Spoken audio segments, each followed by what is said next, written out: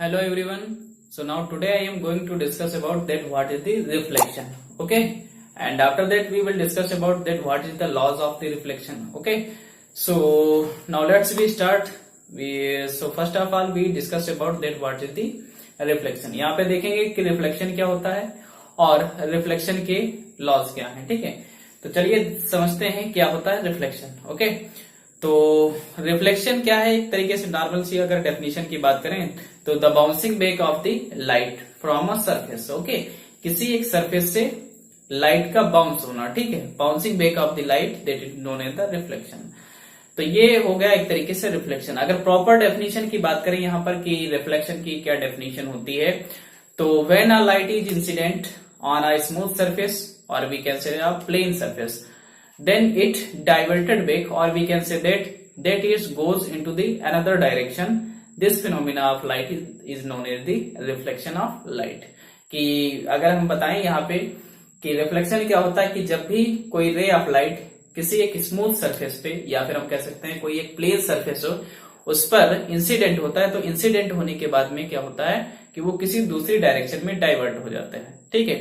तो लाइट की इस फिनोमिना को क्या बोलते हैं, रिफ्लेक्शन कहते हैं. ठीक है. तो चलिए यहां पे लिख लेते हैं what is the reflection. Okay. तो यहां पर देखेंगे reflection. So what is the reflection. ठीक है. सबसे पहले मैं बेसिक डेफिनेशन यहां पे लिख देता हूं रिफ्लेक्शन की. Bouncing back of light. Okay. Bouncing back of light. ठीक है. Bouncing back of light from a surface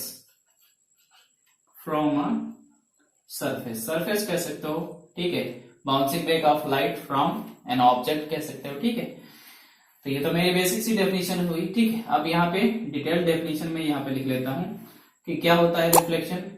तो when a ray of light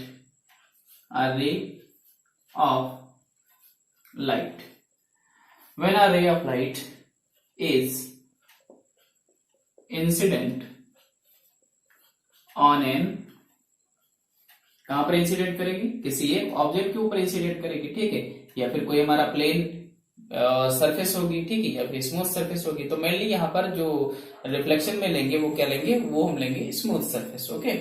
so when a ray of light is incident on N smooth surface. Okay. Surface कैसी रहेगी हमारी, smooth surface रहेगी. ठीक है. तो when a ray of light is incident on a smooth surface और भी कैसे था, ब्रैकेट में मैं लिख देता हूं प्लेन सरफेस. ठीक है. कैसी रहेगी surface, plane surface,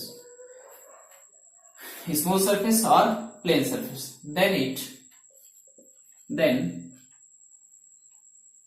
it goes in another direction. ठीक है. वो क्या होता है, किसी दूसरी डायरेक्शन में चला जाता है. ठीक है. And it goes in another direction. This phenomena of light, this phenomena of light is known as क्या बोलेंगे उसको, रिफ्लेक्शन ऑफ लाइट. क्या हो जाएगा, reflection of light. Okay.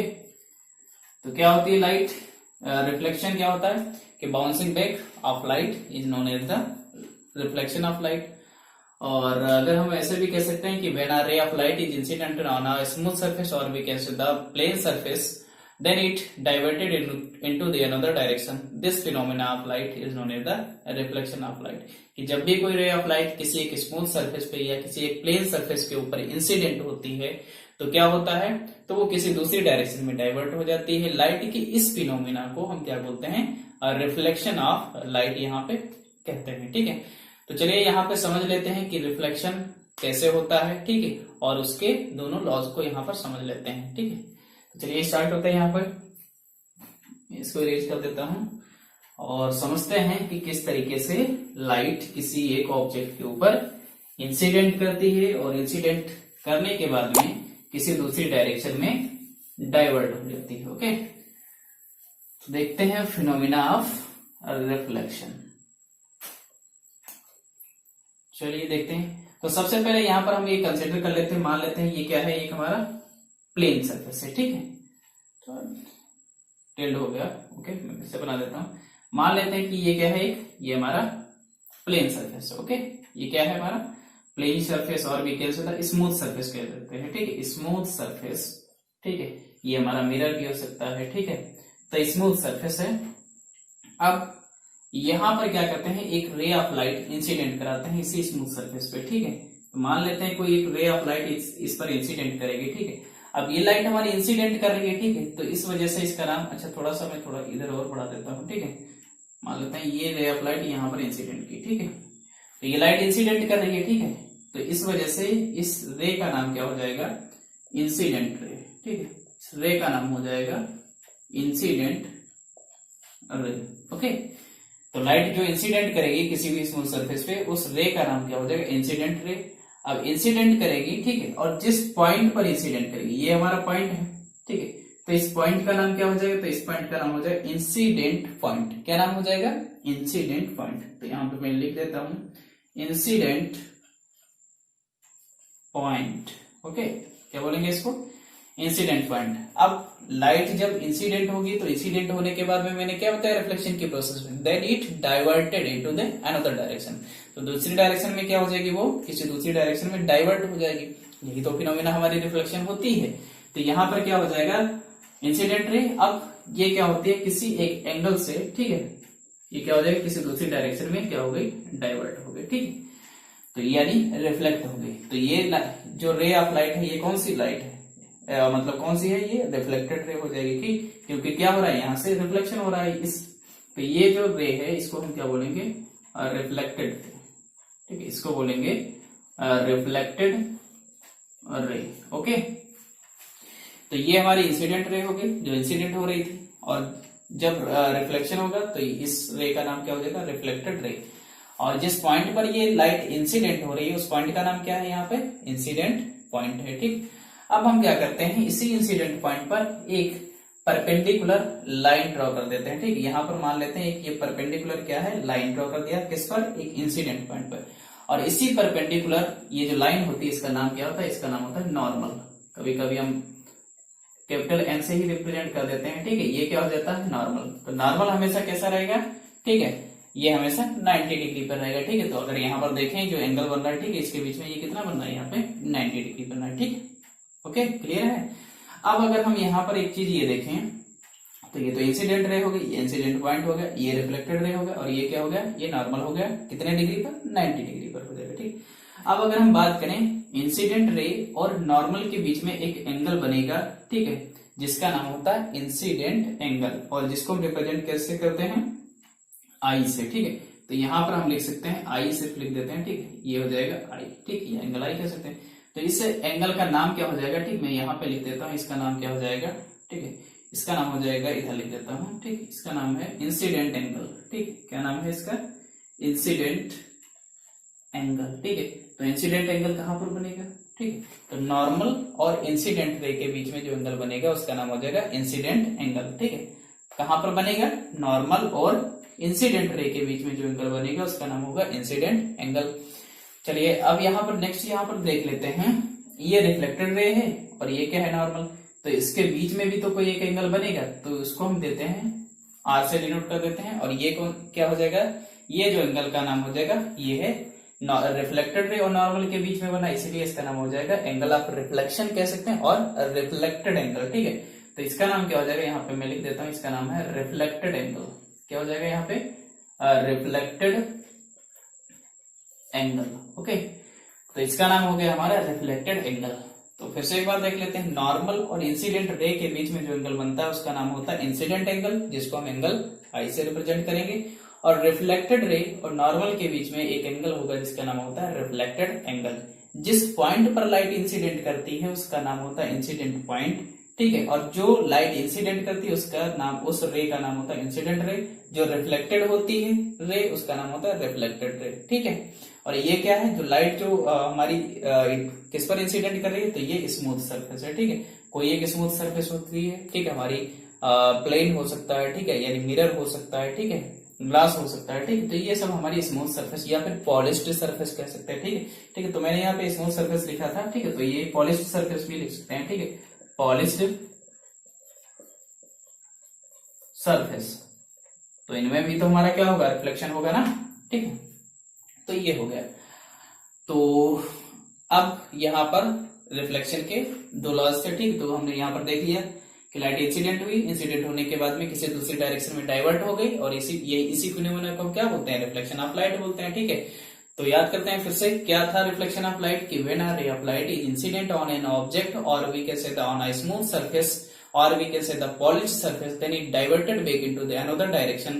This phenomena of light is known as the reflection of light. इसी phenomena को क्या बोलते हैं, reflection of light कहते हैं, ठीक है। अब यहाँ पर हम क्या करते हैं, देखते हैं इसके दो लॉज थे, ठीक है।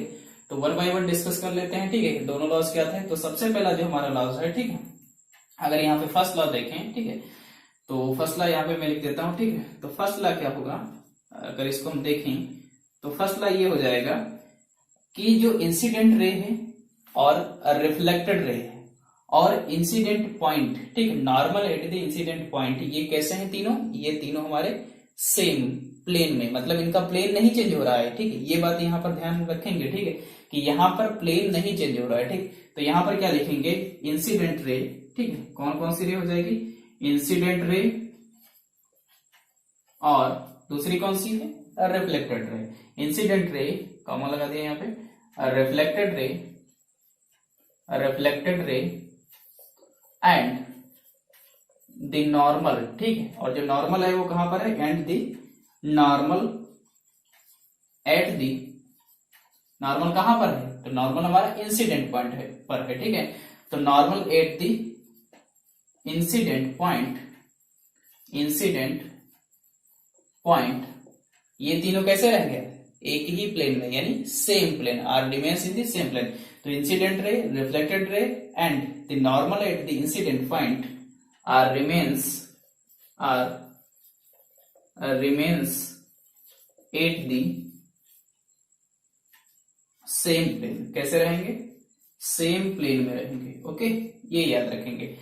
तो क्या हमारा फर्स्ट लॉ हो जाएगा कि the incident ray, reflected ray and the normal at the incident point are remains at the same plane. इसका मतलब क्या हुआ कि इंसिडेंट जो रे है, रिफ्लेक्टेड रे है, और जो नॉर्मल इंसिडेंट पॉइंट पर है वो कैसे हैं, वो तीनों जो हैं वो कैसे हैं, सेम प्लेन में, यानी incident ray, reflected ray and the normal at the incident point are remains at the same plane, okay, clear.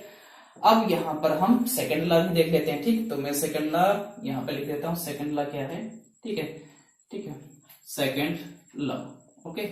तो सेकंड लॉ यहाँ पर ये होता है कि जो इंसिडेंट एंगल होता है will always equal to the reflected angle, okay. मैंने यहाँ पे क्या बताया कि जो इंसिडेंट एंगल रहेगा वो किसके बराबर में रहेगा, हमेशा रिफ्लेक्टेड एंगल के, ठीक। तो मैं यहाँ पे लिख देता हूं, द इंसिडेंट एंगल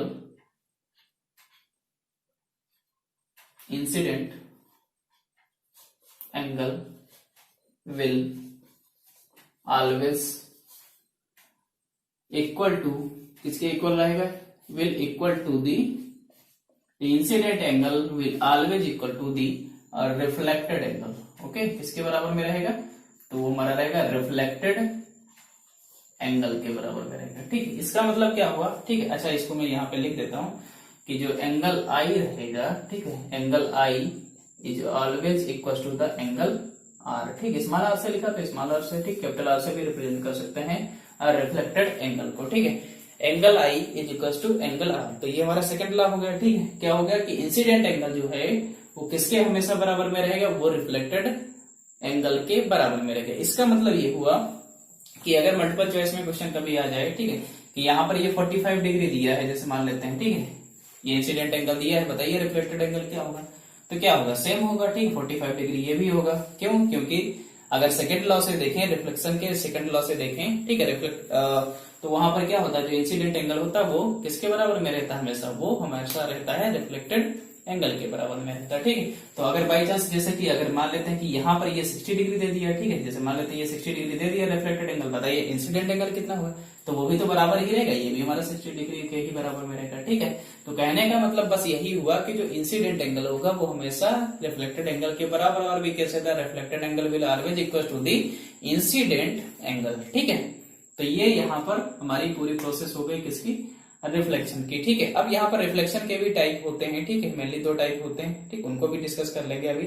ठीक है, तो पूरा एक बार मैं फिर से रिवाइज करा देता हूँ क्या होता है रिफ्लेक्शन। तो रिफ्लेक्शन की बेसिक सी डेफिनेशन सिर्फ अगर एक लाइन में आपको बताना रहे किसी को, तो the bouncing back of the light from the, ठीक है, स्मूथ सरफेस। ओके, क्लियर, बस इतना बताएंगे कि the bouncing back of the light from a smooth surface that is known as the reflection. Okay, और अगर अच्छे से बताना हो तो when a ray of light is incident on a smooth surface then it diverted back into the another direction, this phenomena of light is called reflection of light. क्या बोलेंगे इसको, रिफ्लेक्शन ऑफ लाइट कहते हैं। ठीक है, आई बात समझ में।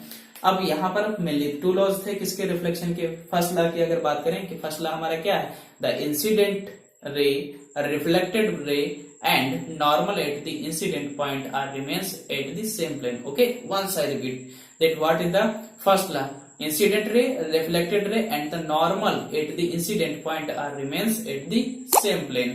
And after that what is the second law, so the incident angle will always equals to the reflected angle. Okay, angle I is equals to angle R. ठीक है, तो यहाँ से देख सकते हैं एंगल I किसके बराबर में है, एंगल R के बराबर में है। ठीक है, okay, so thanks for watching my video.